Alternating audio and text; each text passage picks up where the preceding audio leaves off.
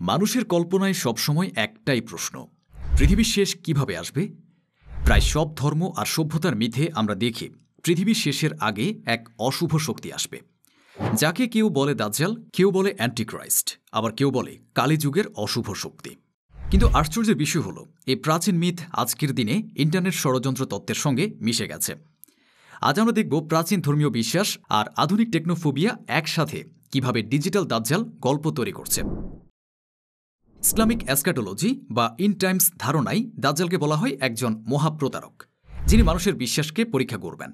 তার হাতে অলৌকিক শক্তি থাকবে, কিন্তু তিনি মানুষকে সত্য থেকে সরিয়ে দেবেন। খ্রিস্টান ধর্মে একই ধারণা আছে, অ্যান্টিক্রাইস্ট নামের একজন চরিত্র, যিনি খ্রিস্টের বিপরীত শক্তি। হিন্দু পুরাণে আবার কালীযুগের অশুভ শক্তিকে বলা হয় এমন এক মহাশত্রু, যাকে কল্কি অবতার এসে পরাজিত করবেন। অর্থাৎ ধর্মভেদে ভিন্ন নাম হলেও মূল বার্তাটি এক, পৃথিবীর শেষের আগে এক প্রতারক আসবে, আর তারপরেই সত্যিকারের মুক্তি বা নতুন যুগের শুরু। আধুনিক যুগে এই বিশ্বাসগুলো অদ্ভুতভাবে নতুন রূপ নিয়েছে। 1990 দশকে প্রথম শুরু হয় মাইক্রোচিপ ষড়যন্ত্র। ভেরিচিপ নামের একটি কোম্পানি তখন মার্কিন যুক্তরাষ্ট্রের মানুষের শরীরে RFID চিপ বসানোর পরীক্ষা চালায়, যাতে স্বাস্থ্য বা পরিচয় তথ্য রাখা যায়। খুব দ্রুত কিছু খ্রিস্টান সম্প্রদায় এটাকে মার্ক অব দ্য বিস্ট বা অ্যান্টিক্রাইস্টের চিহ্ন হিসেবে প্রচার করতে থাকে।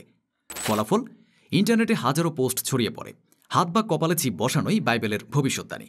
এমনকি আজও ফেসবুক বা টেলিগ্রামে এই গুজবগুলো ঘুরে বেড়ায়। কিন্তু ষড়যন্ত্র এখানেই থেমে থাকেনি। আজকের দিনের সবচাইতে আলোচিত ভয়ের নাম আর্টিফিশিয়াল ইন্টেলিজেন্স।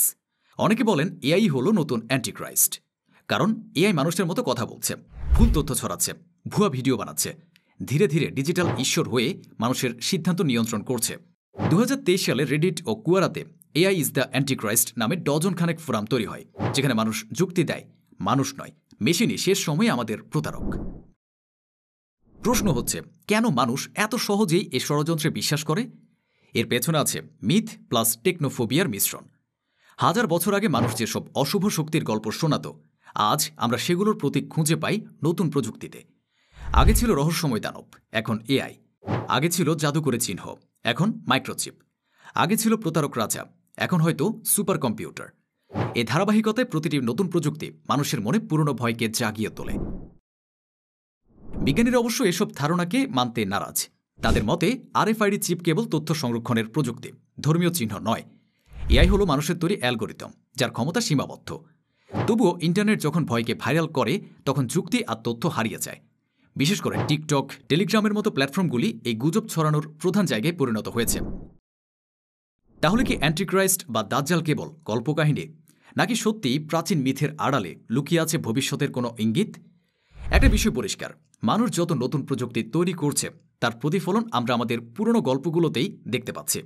হয়তো এ কারণে অ্যান্টিক্রাইস্ট কখনো একজন ব্যক্তি নয়, বরং মানুষের নিজের ভয় আর সন্দেহের প্রতিচ্ছবি।